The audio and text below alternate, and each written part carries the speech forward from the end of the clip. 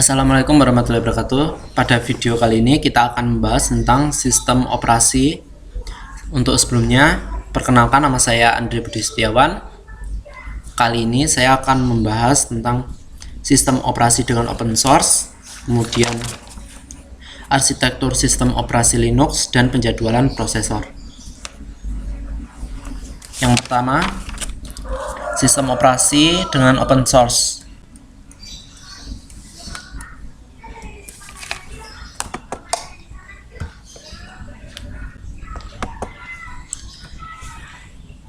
Istilah untuk software yang kode programnya disediakan oleh pengembangnya untuk umum agar dapat dipelajari, cara kerjanya diubah atau dikembangkan lebih lanjut, serta untuk disebarluaskan.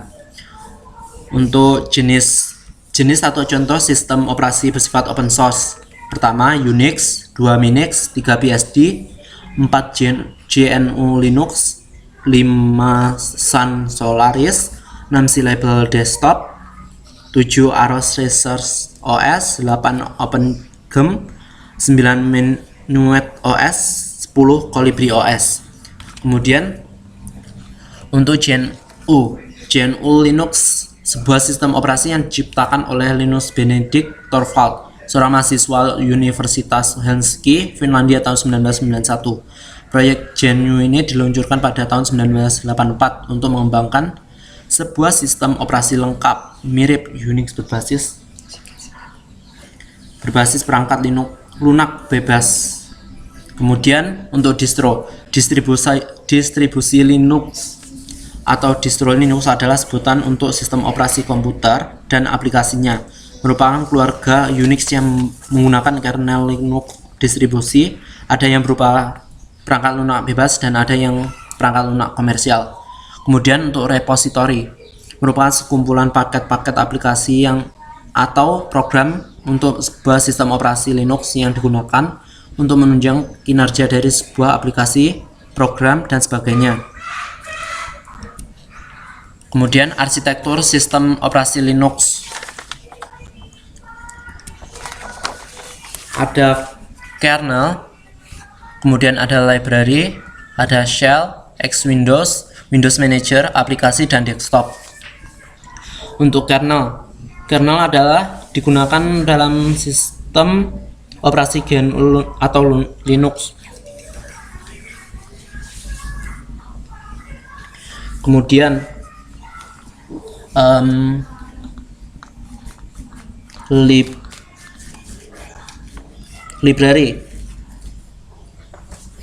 Library adalah file atau sekumpulan file yang di dalamnya terdapat fungsi atau kelas yang dibutuhkan oleh program aplikasi. Kemudian shell, aplikasi yang bertugas menerima input perintah dari user.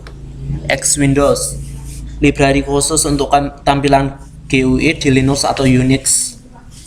Kemudian Windows Manager adalah pengelola jendela dari aplikasi yang berjalan dari GUI. Kemudian desktop, lapisan di atas Windows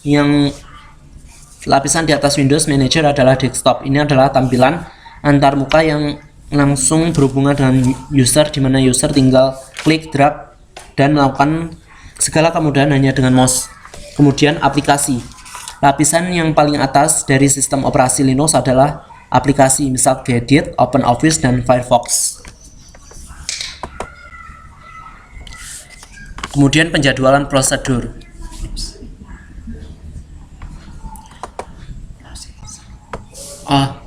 Maaf, untuk tadi adalah prosesor. Kemudian tipe penjadwal ada tiga tipe.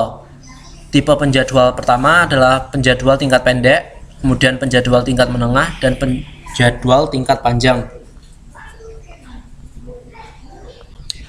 Kemudian kriteria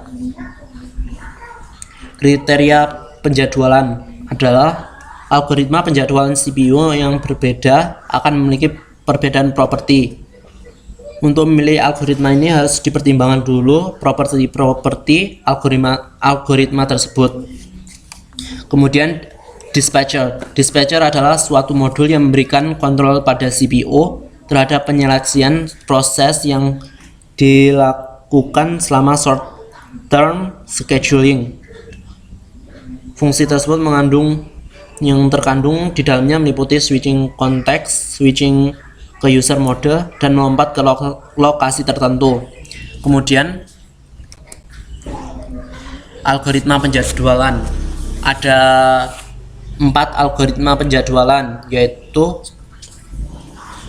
first come first served atau FGFS scheduling, kemudian shortest job first scheduling, kemudian priority scheduling, dan yang terakhir adalah round robin scheduling.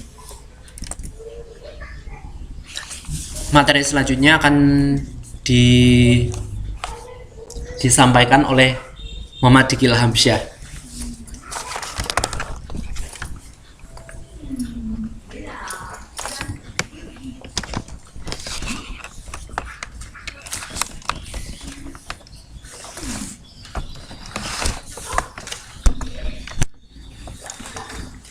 Perkenalkan, nama saya Muhammad Diki Ilhamsyah.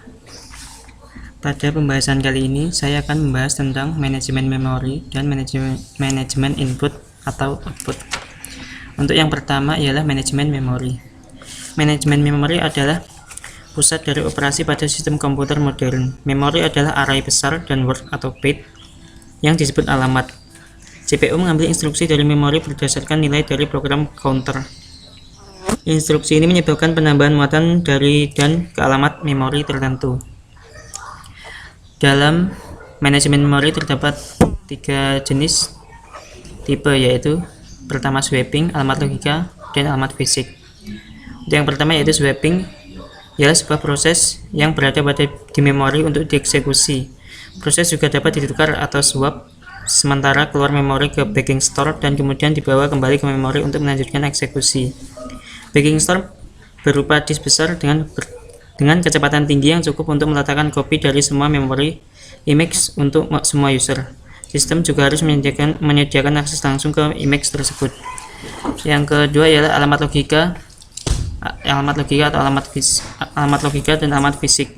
Alamat logika dan alamat fisik ini berhubungan, yaitu alamat yang dibangkitkan oleh CPU disebut alamat logika atau logical address, di mana alamat terlihat sebagai unit memori yang disebut alamat fisik atau physical address.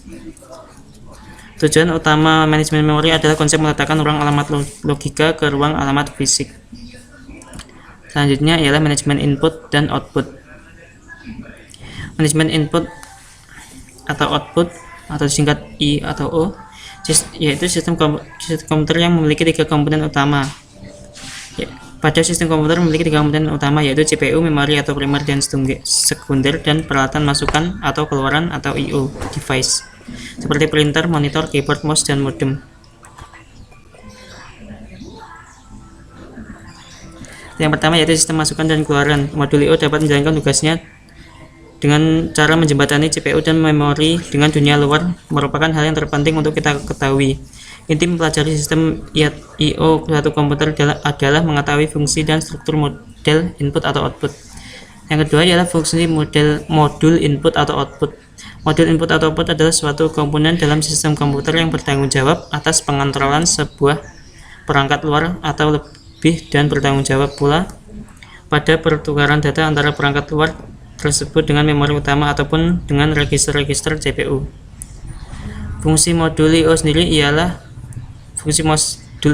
sendiri dibagi menjadi beberapa kategori, yaitu pertama, kontrol dan pewaktuan, lalu komunikasi CPU, lalu komunikasi perangkat eksternal, lalu pembufferan data, dan yang terakhir adalah deteksi kesalahan. Yang keempat adalah teknik masukan dan keluaran. Terdapat 3 buah teknik dalam operasi input atau output, yaitu input atau output dalam program. Yang kedua ya interrupt, dan yang ketiga ya direct access memory. Yang terakhir atau yang kelima ialah perangkat eksternal. Mesin komputer akan memiliki nilai apabila bisa berinteraksi dengan dunia luar. Lebih dari itu, komputer tidak akan berfungsi apabila tidak dapat berinteraksi dengan dunia luar. Secara umum, perangkat eksternal diklasifikasikan menjadi 3 kategori, yaitu human readable, machine readable, dan communication. Untuk materi selanjutnya akan dijelaskan oleh Nora Ica.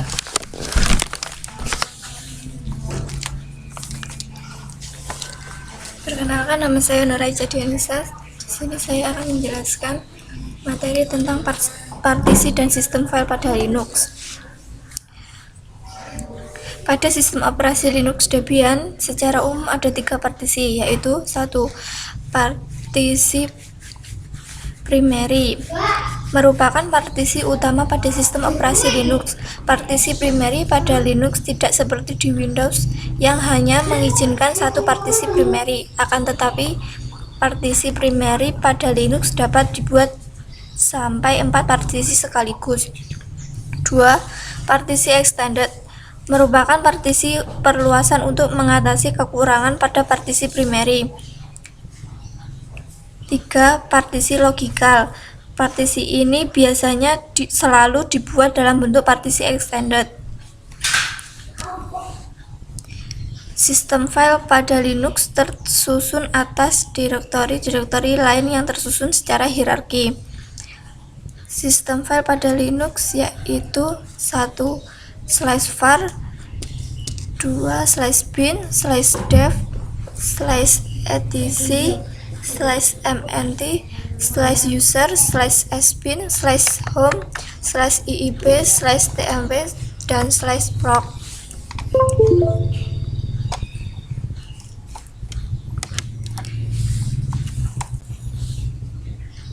Dua, instalasi sistem operasi Linux metode clean install. Metode clean install yaitu suatu metode untuk menginstalasi sistem operasi yang baru di mana sebelumnya pada suatu komputer belum terdapat sistem operasinya. Dalam metode ini, sistem operasi akan menghapus semua file yang ada di dalam partisi hard disk yang digunakan untuk menginstal sistem operasi tersebut. 3. Instalasi sistem operasi metode upgrade. Secara umum terdapat 2 cara untuk melakukan upgrade terhadap sistem operasi, yaitu 1. Fresh merupakan semua file sistem operasi yang lama akan digantikan dengan sistem operasi yang baru. 2. Package upgrade, yaitu hanya paket tertentu saja yang di-upgrade. Materi selanjutnya akan dijelaskan oleh Nurvita.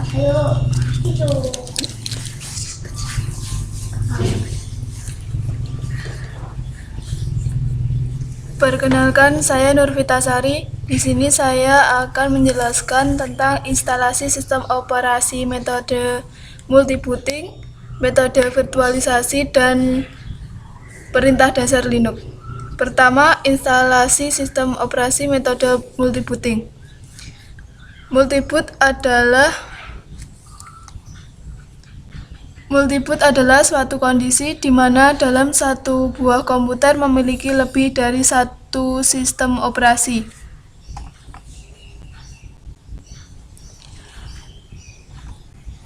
Untuk langkah-langkah penginstalannya, pertama kita memilih partisi drive, lalu backup data atau konten dari partisi drive yang telah kita pilih, lalu bagi partisi menjadi 3, yaitu partisi ext3 atau reserve, partisi swap, partisi ext3 atau reserve untuk home.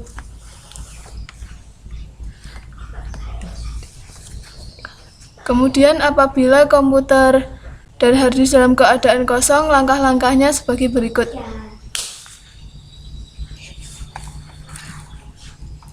Pertama, mengatur partisi menjadi 2, yaitu partisi primary dan partisi extend.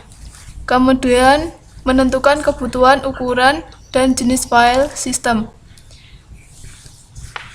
Lalu membagi partisi extend menjadi 4 bagian. Extend pertama sebagai drive D, extend kedua sebagai root system, extend ketiga menggunakan partisi swap, extend keempat menggunakan partisi home. Kemudian menginstal Windows jika Windows tidak membaca partisi ext3 atau reserve. Kemudian install Linux, biarkan bootloader mendeteksi secara otomatis operasi sistem Windows. Kemudian instalasi sistem operasi menggunakan metode virtualisasi.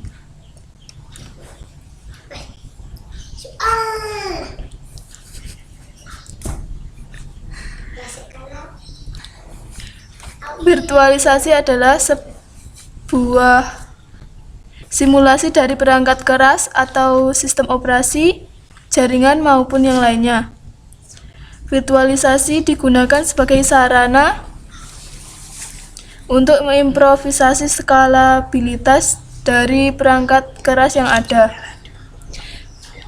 Virtualisasi ada dua tipe. Tipe pertama berjalan pada fisik komputer yang ada secara langsung. Pada jenis ini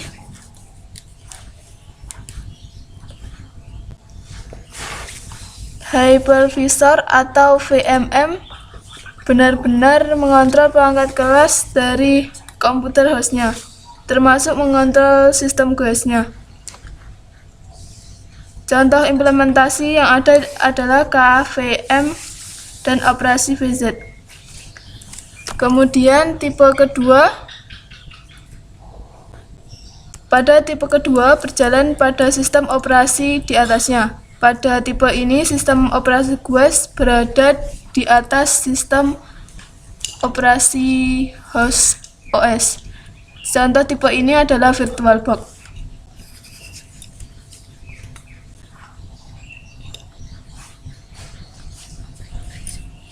Selanjutnya adalah perintah dasar Linux.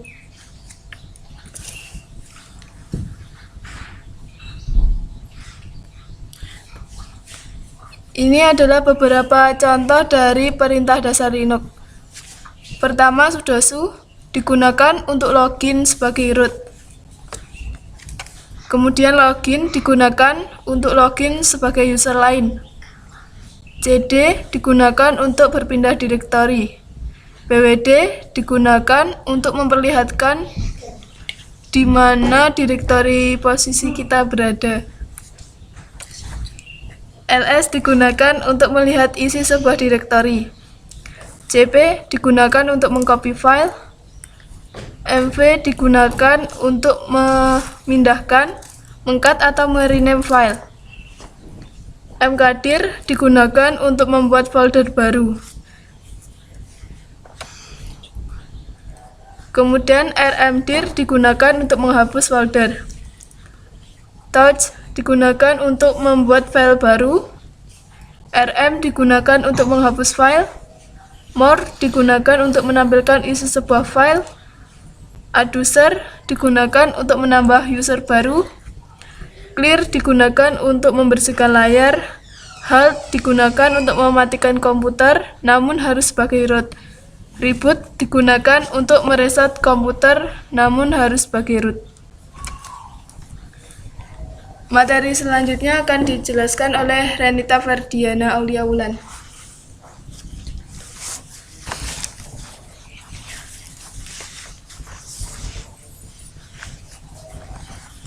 Perkenalkan, saya Renita Ferdiana Aulia Wulan. Di sini saya akan menjelaskan operasi file dan direktori.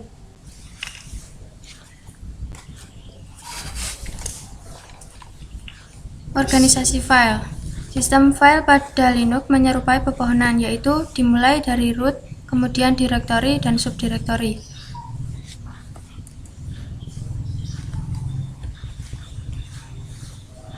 Selanjutnya, struktur direktori. Beberapa sistem komputer menyimpan banyak sekali berkas-berkas dalam disk, sehingga diperlukan suatu struktur pengorganisasian data agar lebih mudah diatur. Direktori atau folder merupakan suatu entitas dalam sebuah berkas sistem yang mengandung berkas atau mengandung direktori lain.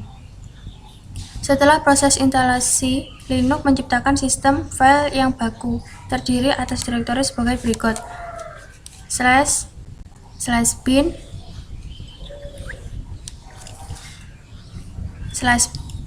boot /dev /etc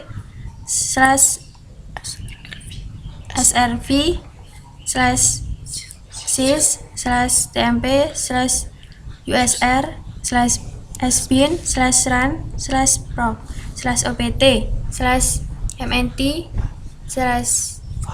/var /media /lib /home.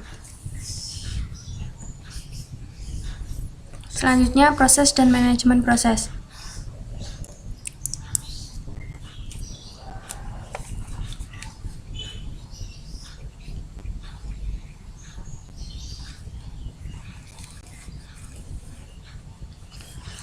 Proses adalah program yang sedang dieksekusi. Proses ini disebut juga dengan terminologi Unix sebagai sebuah job. Beberapa tipe proses diantaranya. Yang pertama, background adalah proses yang diciptakan oleh pemakai langsung pada terminal. Batch, proses yang dikumpulkan dan dijalankan secara sekuensial. Daemon adalah proses yang menunggu permintaan dari proses lainnya dan menjalankan tugas sesuai dengan permintaan tersebut.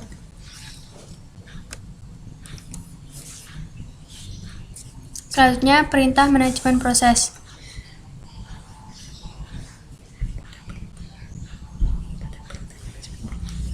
Pada perintah manajemen proses terdapat beberapa banyak sintaks. Namun, pada kali ini saya hanya akan menampilkan beberapa. Yang PS melihat kondisi proses. PS-EF menampilkan status proses. PS-E max menampilkan semua proses dalam bentuk kolom. PS-U melihat faktor atau elemen. PS3 menampilkan semua proses. PS-U atau user mencari proses yang spesifik. PS3 grep mengeti menampilkan semua proses mengeti. PSX more menampilkan semua proses yang dihasilkan terminal. PS-A, PS-U mencari proses lainnya. PS3-P melihat semua PID. PS-EH menampilkan hubungan proses parent dan child. PS3-H menampilkan semua proses dan asensor. PS-EF more menampilkan semua proses dalam format bentuk penuh. Selanjutnya, manajemen user dan group.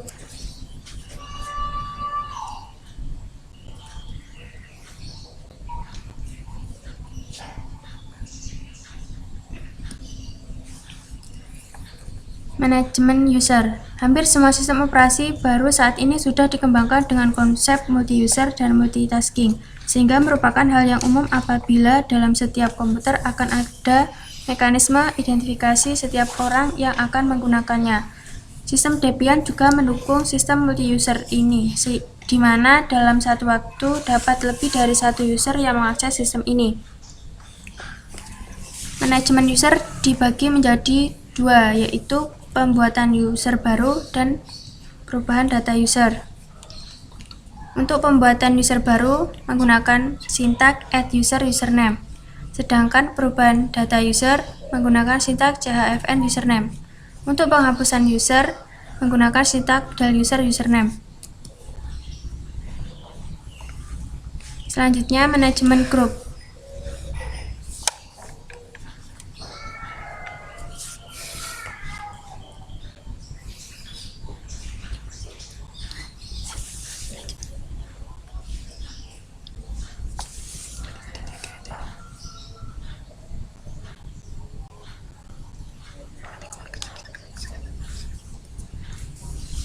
Manajemen grup. Ada banyak file yang dihasilkan di sistem, baik yang dibawa oleh sistem Linux sendiri ataupun file dari user.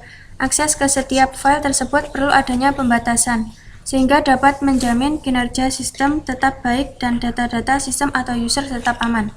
Pengelompokan hak akses ini oleh Linux diterapkan dengan membuat grup akses.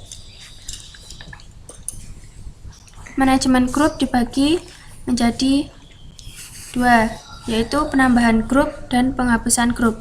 Penambahan grup menggunakan sintaks group add nama grup, sedangkan penghapusan grup menggunakan group del user dengan sintaks group del user. Selanjutnya akan dijelaskan oleh Sriwahyuni.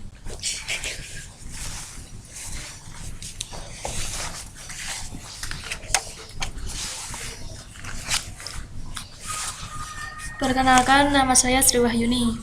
Di sini saya akan menjelaskan tentang manajemen aplikasi. Langsung saja, di sini terdapat beberapa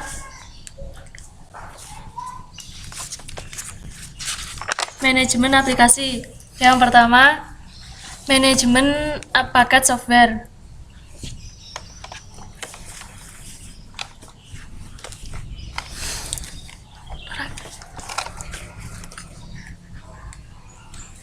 Yang pertama, manajemen paket software. Setiap sistem Linux mempunyai manajemen paket software. Yang paling populer adalah RPM atau Red Hat Package Management. RPM menyimpan informasi tentang paket yang diinstalasi dalam sebuah database. RPM menyimpan paket dalam bentuk file yang telah dikompres dan ditulis sebagai file dengan ekstensi .rpm. Yang kedua, fungsi manajemen paket software. Menghitung besar paket yang disesuaikan dengan kapasitas penyimpanan disk yang masih tersedia, apakah cukup atau tidak. Yang kedua, menghindari konflik dengan software yang telah terpasang di sistem. Yang ketiga, proses instalasi tidak mengacaukan sistem. Proses instalasi tidak mengacaukan sistem, membuat sistem file menjadi terganggu atau korup, dan masih banyak dan lain sebagainya. Selanjutnya ada paket software. Di sini paket software ada dua. Yang pertama, paket biner. Terdiri atas kumpulan program executable yang berekstensi .rpm. Yang kedua, paket source.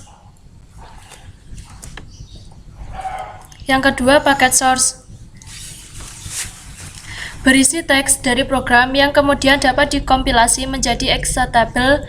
Paket ini mempunyai ekstensi .src.rpm.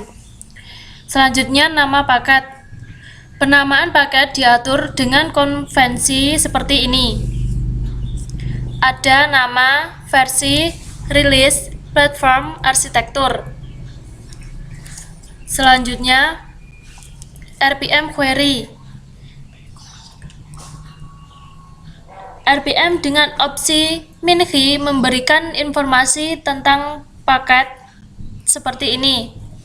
Informasi tentang versi paket Samba adalah versi 2.0.5. Kemudian tar. Tar singkatan dari tab archive. Tar mula-mula didesain untuk backup tab, tetapi digunakan untuk membuat file tar pada semua sistem file. Tar membuat satu tar nama versi rilis platform file yang disebut dengan tarbal pada beberapa file dan direktori. Selanjutnya ada gzip. Gzip merupakan format zip unik yang asli. Biasanya membentuk file tar terlebih dahulu dan kemudian mengkompresi dengan menggunakan gzip. File-file ini mempunyai ekstensi .tar.gz yang menunjukkan file tar yang di zip dengan gzip. Selanjutnya, jenis-jenis kerusakan pada saat instalasi.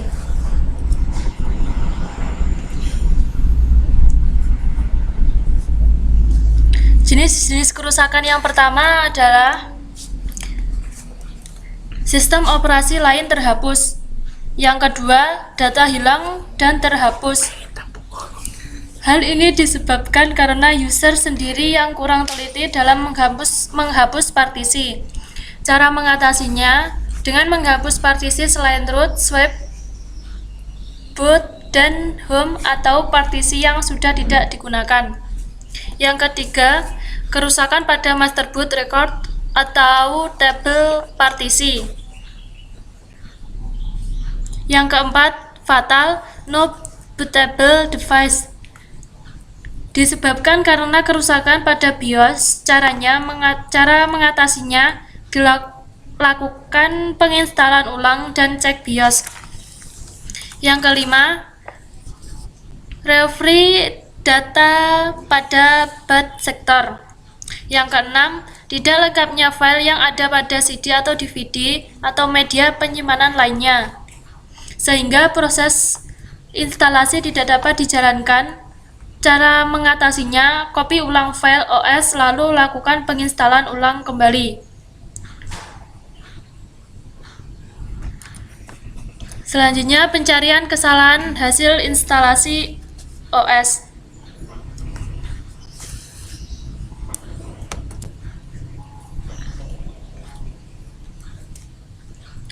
Gejala yang pertama adalah booting terhenti setelah berhasil melaksanakan POS. Peringatan kesalahannya, yang pertama, instalasi fisik, hard disk, setting device, prioritas boot pada CMOS setup bermasalah. Yang kedua, kerusakan pada sistem operasi, mungkin file sistem operasi rusak, hilang, terkena virus, berganti nama, atau berpindah folder.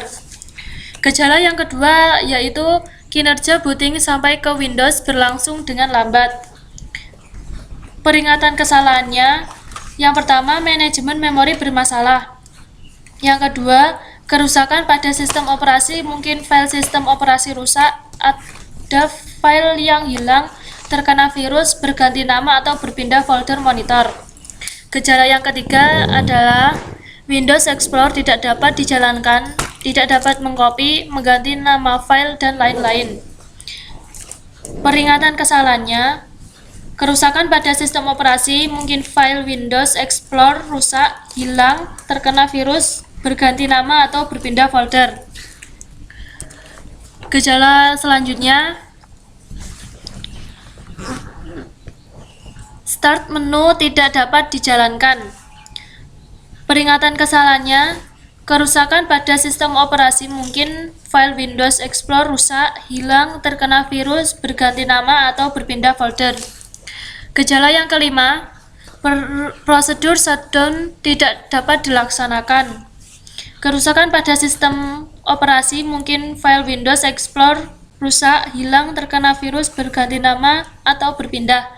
Gejala yang terakhir adalah prosedur shutdown berhenti sebelum komputer benar-benar mati. Peringatan kesalahannya, yang pertama, reset CMOS baterai. Yang kedua, kerusakan pada sistem operasi, mungkin file sistem operasi rusak, ada file yang hilang, terkena virus, berganti nama, atau berpindah folder. Sekian pembahasan dari kami. Jika ada kurangnya, mohon maaf. Wassalamualaikum warahmatullahi wabarakatuh.